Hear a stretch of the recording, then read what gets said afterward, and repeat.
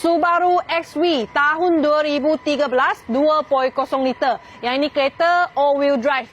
Okey, yang boleh nampak sini dia punya cat memang ori lah. Warna putih, depan sarung semua masih cantik lagi ya, dengan dia punya lampu sini masih kilat lagi lah. Okey, lagi kita tengok sini dia punya sport rim. Yang ini sport rim original 17 inci. Cuma ada kotor sikit lah dia punya rim, nanti kita akan cuci. Okey, tak payah risau. So kita boleh tengok satu raut body dia. Memang ini kereta SUV, sangat cantik lah. Okay, belakang dia punya bonnet ruang pun okey juga. Nak letak barang, luggage semua pun boleh, tak ada masalah. Lagi kita tengok dia punya passenger side sini. Seat dia boleh nampak semua yang fully leather seat lah. Semua cantik, tak ada cala semua.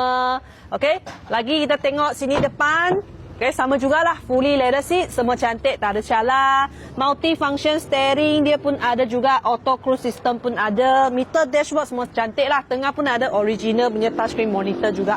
Okay, so yang ini kereta sudah habis review. Okay, sesiapa ada minat, cepat-cepat kontak saya. Kita jumpa next video lagi. Bye-bye.